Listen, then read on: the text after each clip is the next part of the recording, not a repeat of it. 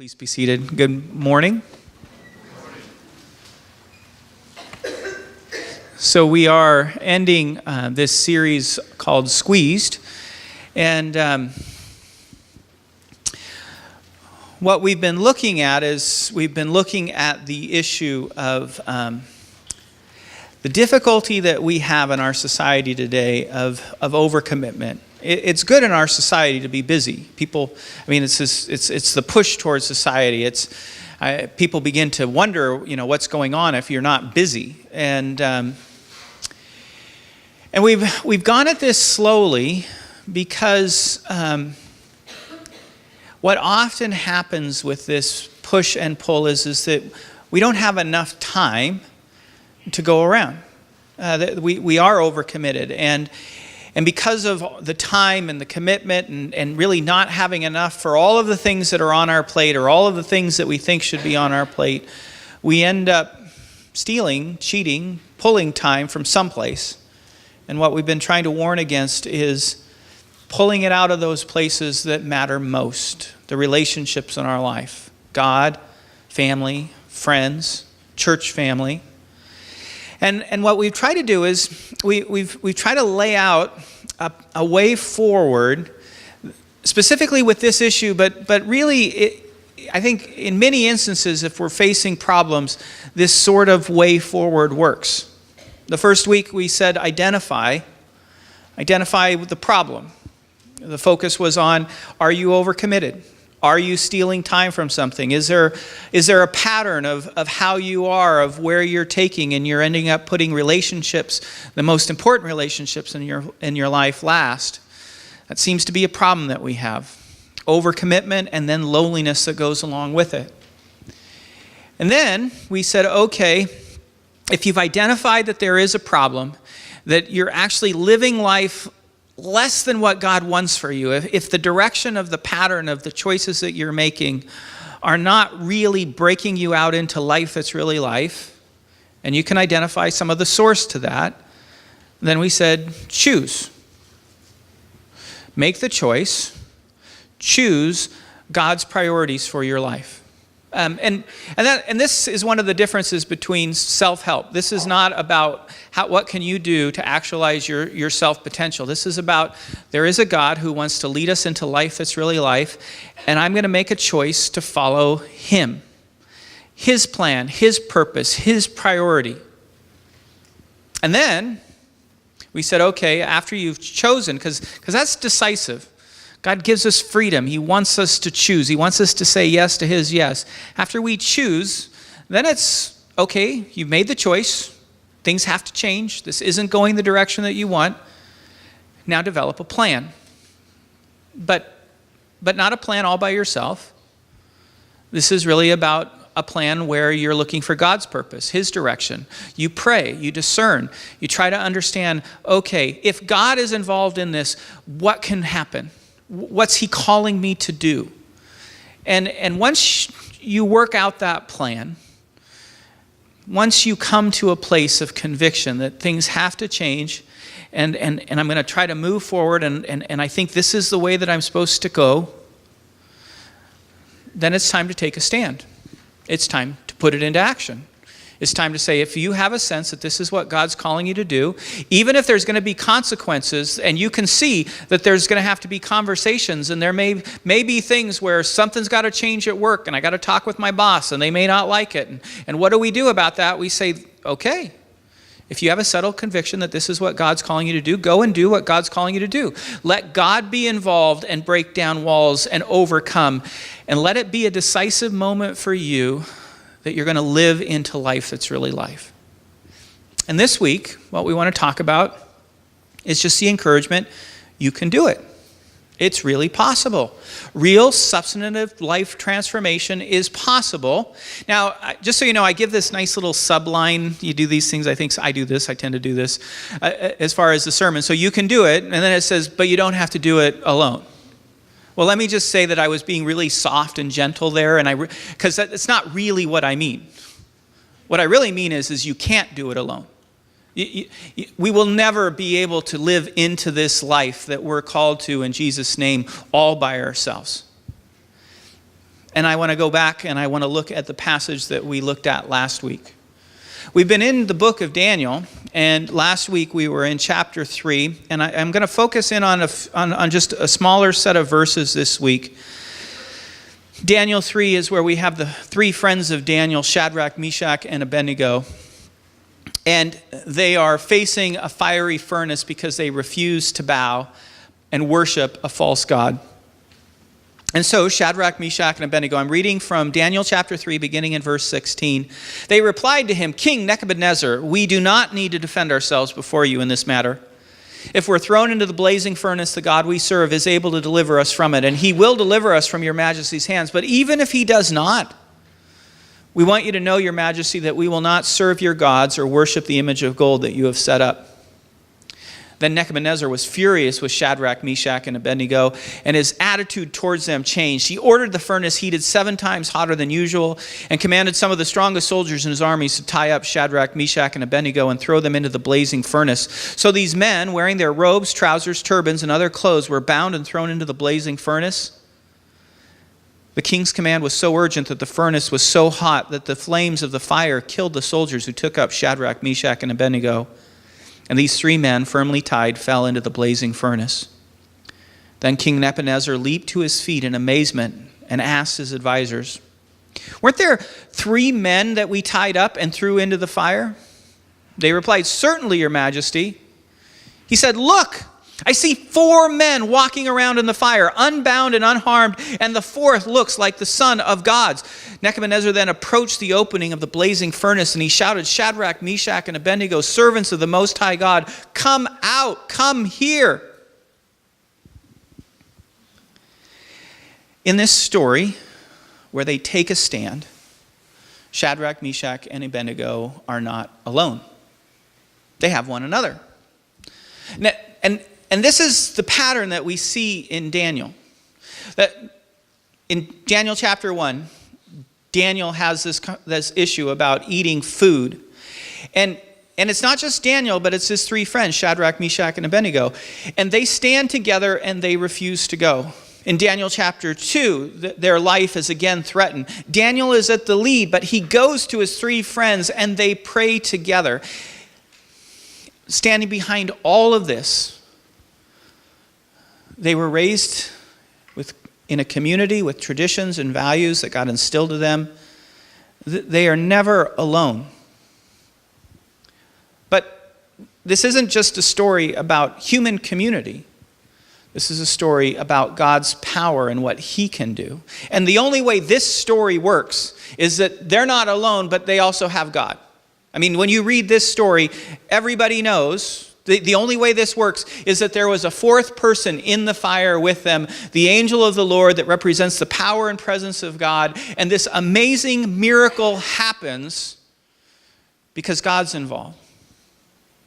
And what we're talking about is that you can't do this alone. You're going to need people, and we all need God. And that's the only way that this really works. Where real transformation, real change, a substantive that leads into life that is really life that will go on forever.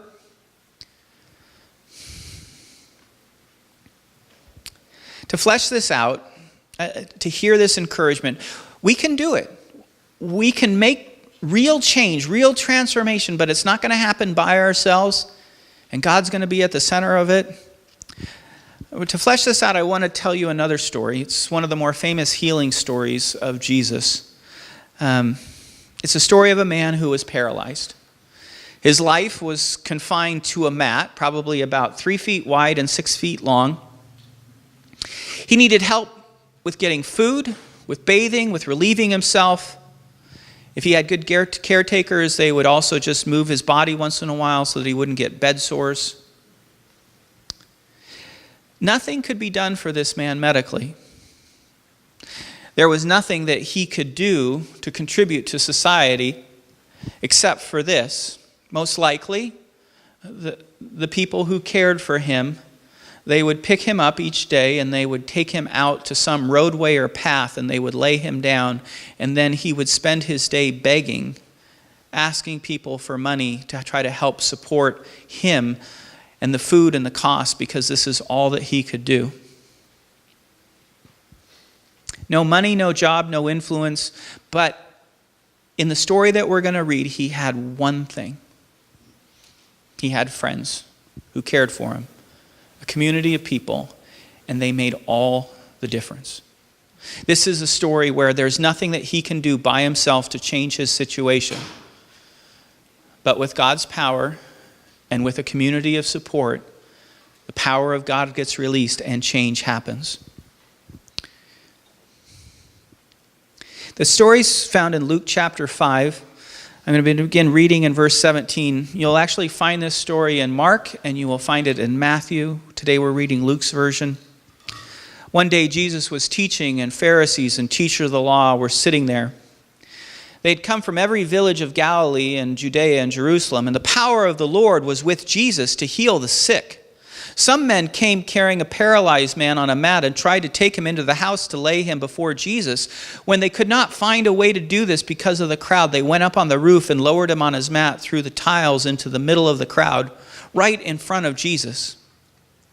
When Jesus saw their faith, he said, "Friend, your sins are forgiven."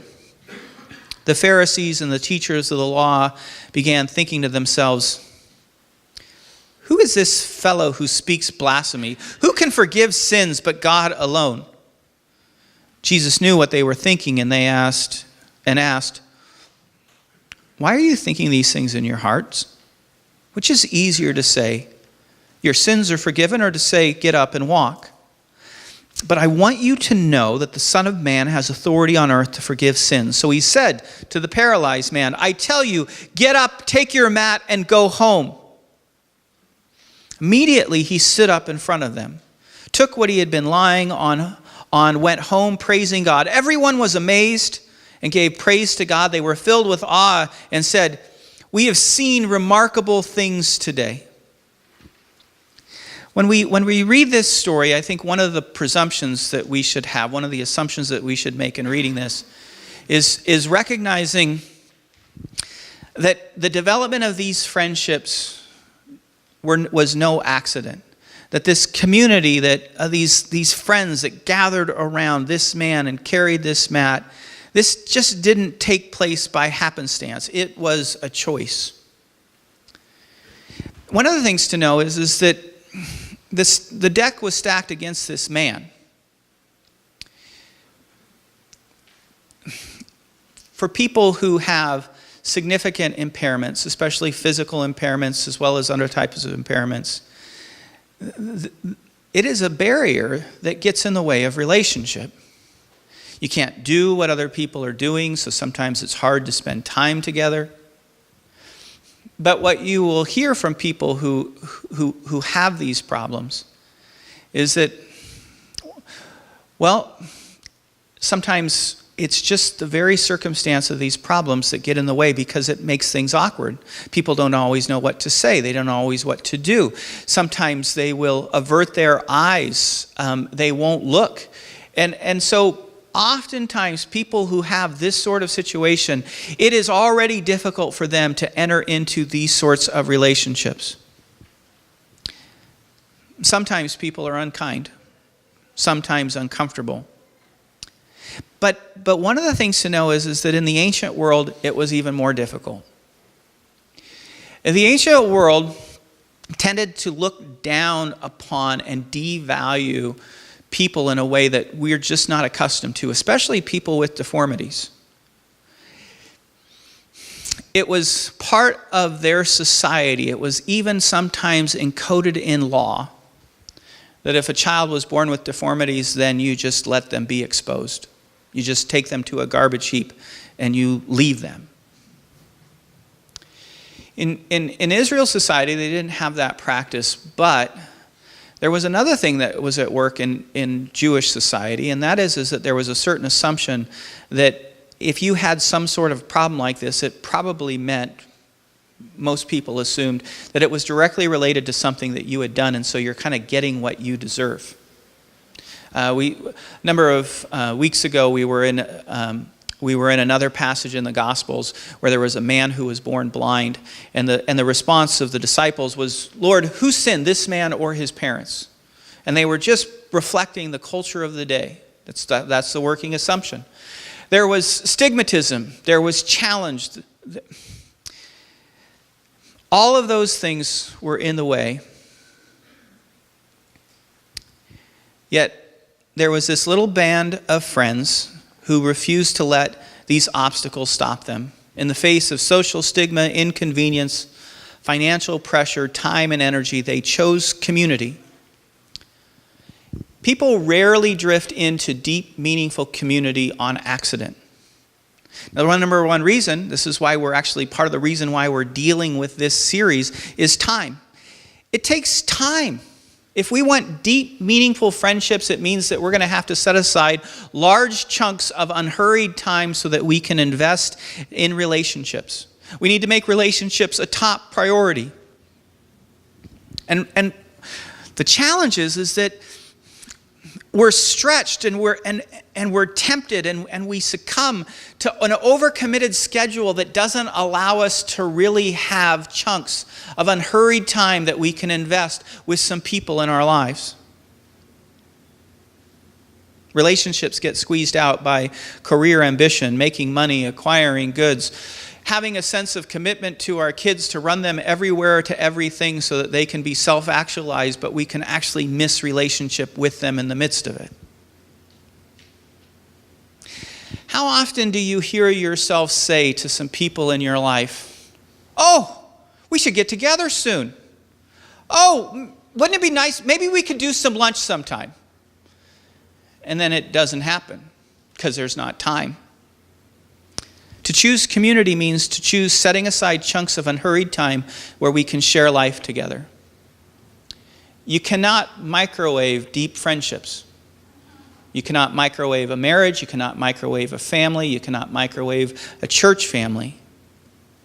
We can't do relationships in a hurry. Try listening in a hurry. It doesn't work very well. You can't mourn in a hurry. You can't rejoice in a hurry. Many people lack great friends for the simple reason that they've never made pursuing community a top priority.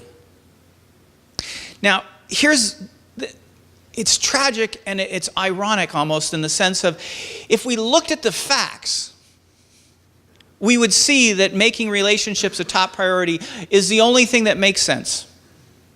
Robert Putnam writes, "The single most common finding from a half-century's research on life satisfaction, not only from the U.S. but around the world, is that happiness is best predicted by the breadth and depth of one's social connections.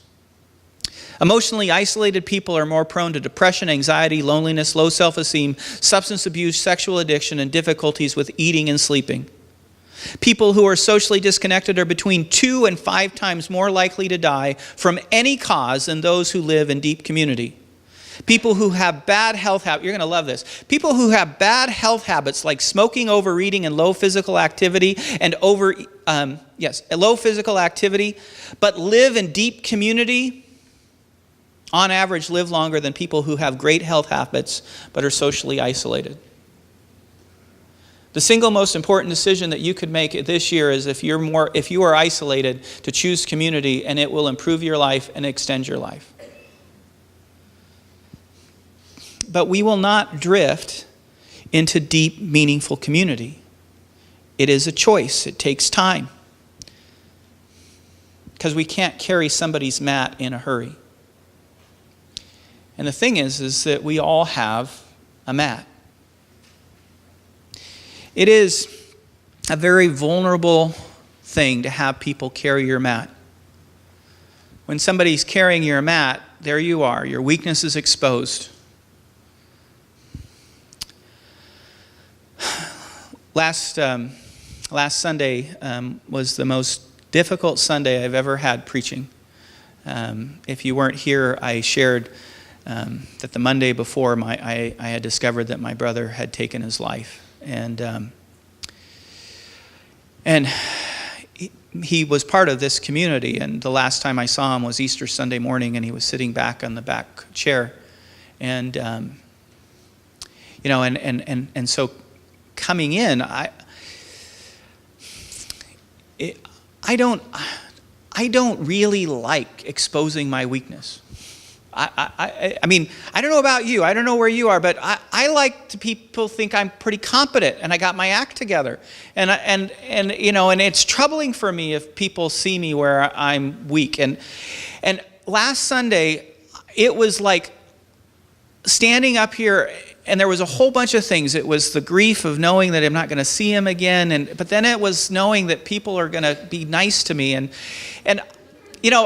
Patrick Grover is our and I it sounds funny, but Patrick Grover is our children's pastor, and he was in the hospital, and I'm listening to this, and he wanted people to come and visit him in the hospital because he was getting lonely.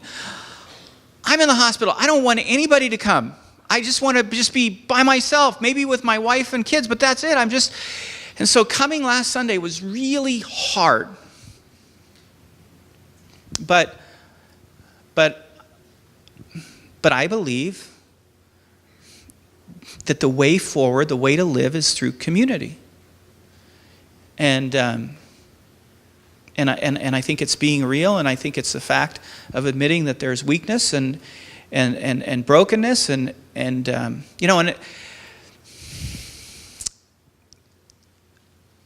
I was truly overwhelmed by the way that people responded. Both not only on last Sunday, but people brought food, and people sent cards, and people, I had these little encouraging notes left on my car window, and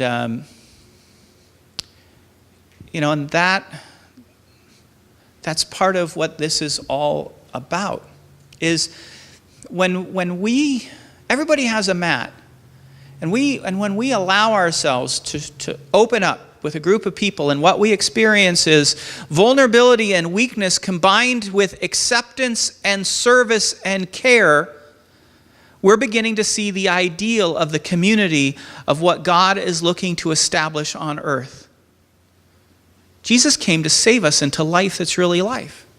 And his plan was always to save us into a community where we would experience deep and meaningful friendships, this sort of place where we really care and we really know and we're really accepted. And because what happens is it's only in that sort of a situation where the mat comes out and you can see the weakness and the brokenness that the healing can come.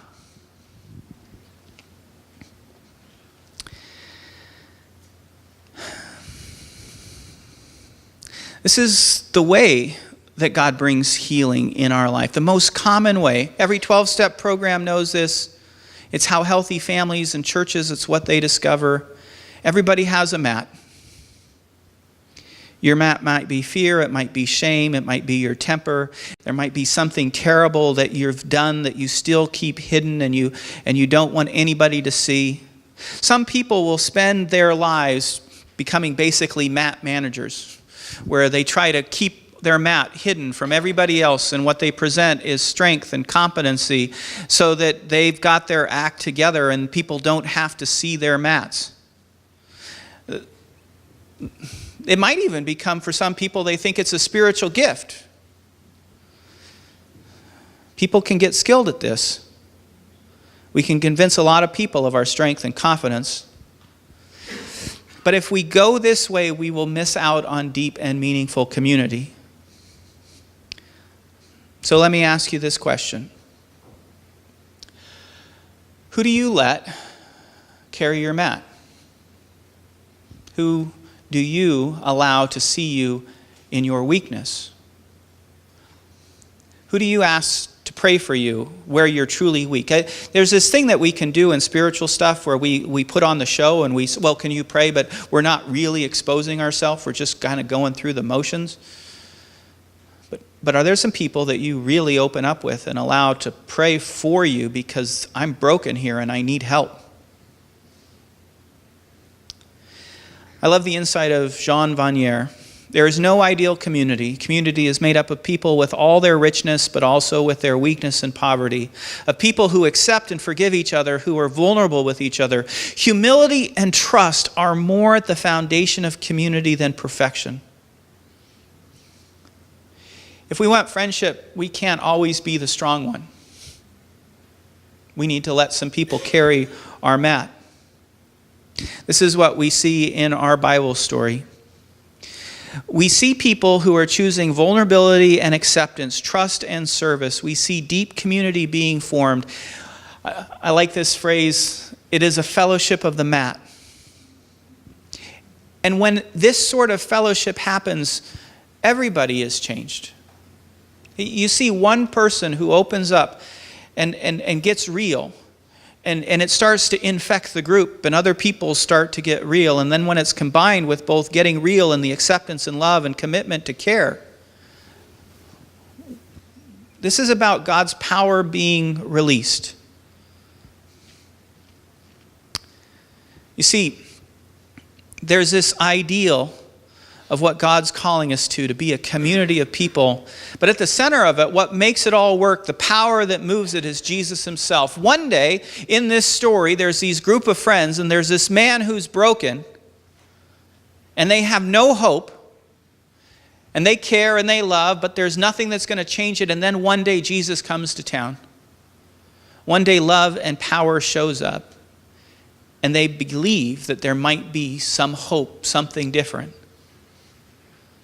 This isn't just about human community. This is about Christian community. This is about God forming a people who will shine his light and power. And with Jesus, things happen that are humanly impossible. It's amazing. We've never seen anything like this. You see, the friends, they hear there's this guy, Jesus, and people are getting healed, and he's coming to town, and somebody among them, he says, okay. And they run, and they go, and they gather around their friend, and they say, we got to take you to Jesus. And they pick him up, and they carry him, and they get there, and there's probably some disappointment because they're trying to get close to Jesus, and they come, and they can't get close to Jesus so that Jesus can see their friend. The house is all filled with people. The doorway, we read this in Mark, they can't even get up to the doorway because people are just flowing out of it and they're stuck and they sit there. We don't know how long. And then somebody finally says, I got a plan. We'll go up on the roof, we'll tear it apart, and we'll drop them right down. And everybody else looks at the guy and says, that's a terrible plan. Anybody else got any other ideas? And no, okay, well, that's it. We're going to do it. And they climb up on the roof. Now, imagine you're inside the house at this point. I would make the assumption that Jesus is a really good teacher. And so you're kind of focused on him. And then you start hearing something above, and you're trying to focus on Jesus. And then, like little bits of dust start falling down on you, but you're still focused on Jesus. But then the tiles come off and the light shines in, and you look up and you see something that you never thought. And then there's these group of people, and their pans are pulling the roof apart, and then they drop this man down right in front of Jesus. And Jesus sees it all, and he knows exactly what's going on. He sees their faith, not just the man, because he's not alone. Because if he was all by himself, this never would have happened. But he had a group of friends who were committed.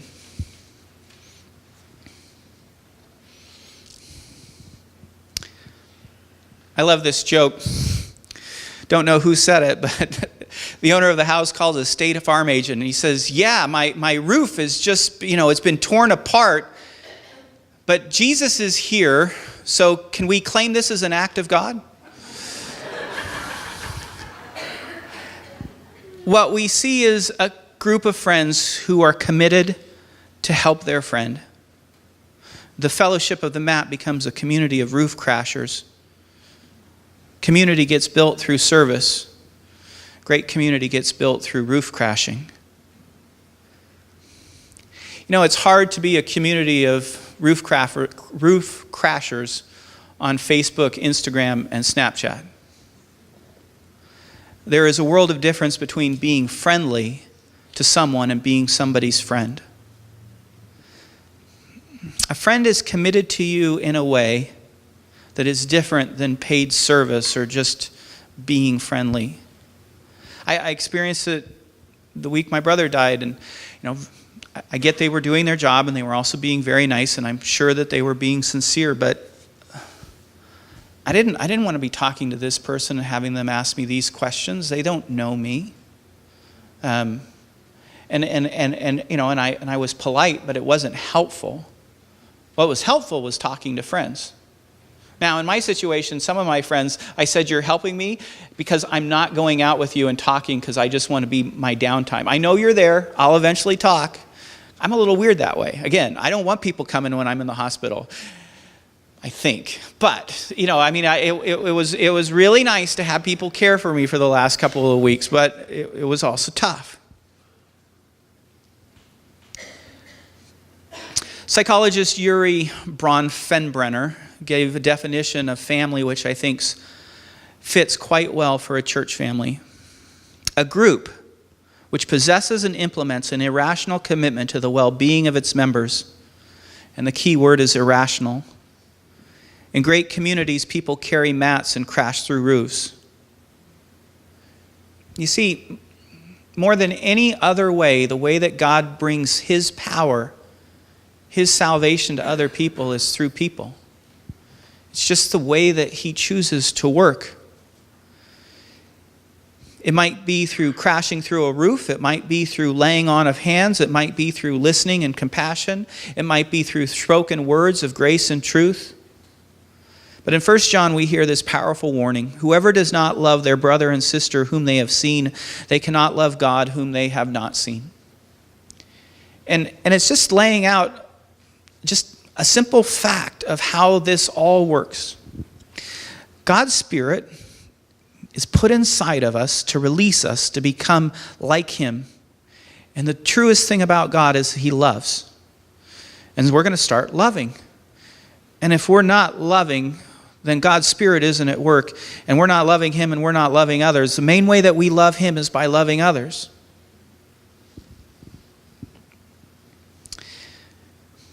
We can know a lot about the Bible. We can be quite religious. We can be quite adept at keeping the rules and being respectable. And that isn't what God wants. They're all good things in their place.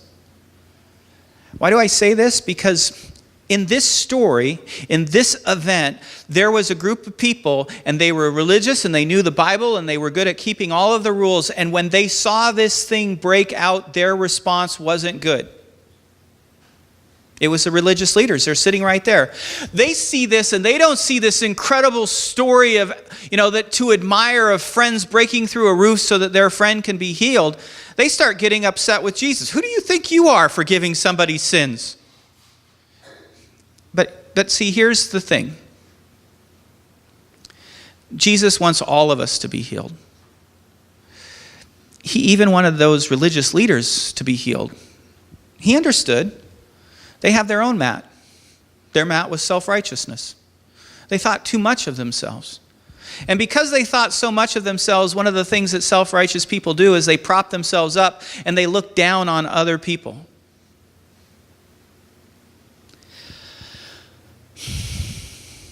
You may not struggle with that, but I struggle with that.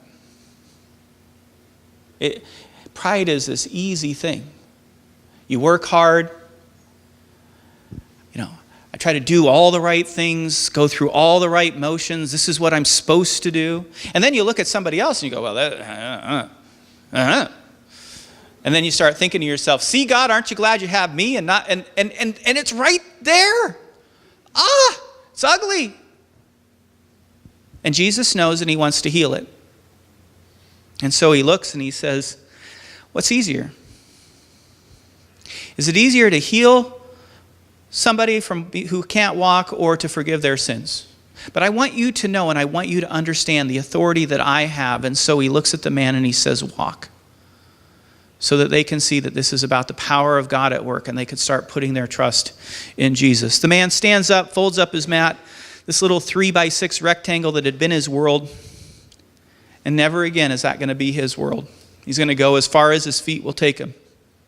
Everything in his life has been touched by Jesus.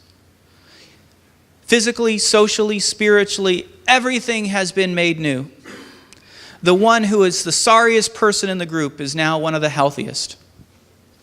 One of the things I think it's really good to do in these gospel stories especially is to really put ourselves in it and know that we're getting a picture, but then to think about it and to think, what would things be like? What would it be like later on for this group of friends?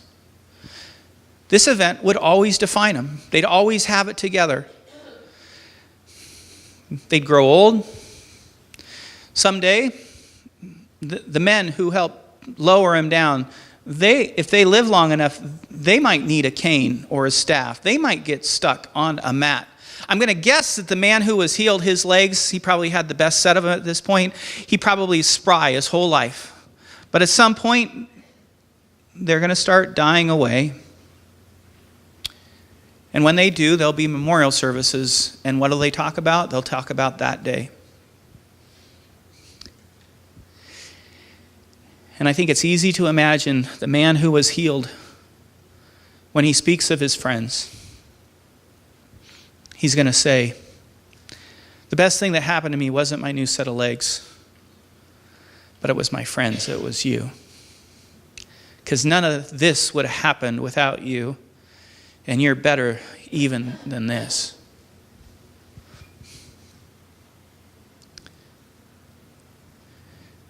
There was no way that he could have turned his life around without a fellowship of the mat, without a community of roof crashers. And there is no way that this could have happened without Jesus. We go back to Shadrach, Meshach, and Abednego, and we see the same thing in their story. We don't know as much about their mats. There's one thing we know about their mat, and it's the brokenness of this world. Part of their mat, part of the thing that brought about persecution and hardship was because they were Jews. And people didn't like them just because of their race.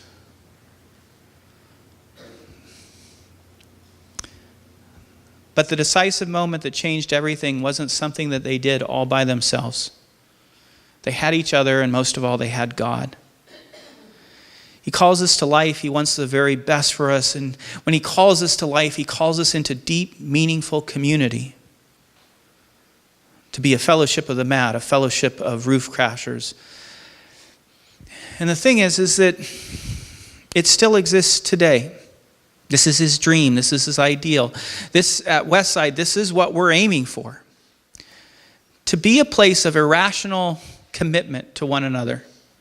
That will be a combination of allowing ourselves to be vulnerable and showing ourselves to accept and to serve and to love and to commit. One of the things that you will hear, and it's something that I think is one of the high points of our own fellowship, is a lot of people will say this is a place that feels like a family. That's what we're aiming for. That's what it should be. This sort of fellowship, you'll find it in the best families, the best marriages, the best church families, where groups respond to the love of Christ and implement an irrational commitment to the well-being of its members. It's not an easy fellowship to be part of. Our mats can be sometimes large and awkward and difficult and heavy, but that's okay. There is always going to be the need to do some roof crashing. And sometimes we're going to have to crash the roof of busyness and overcommitment. But it is part of the good life, and it is worth fighting for. This place where you have weakness, vulnerability, service, and acceptance, where the mat can come out, that's where healing happens. That's where God's power gets released. And we come down to this table and we see all of this get worked out.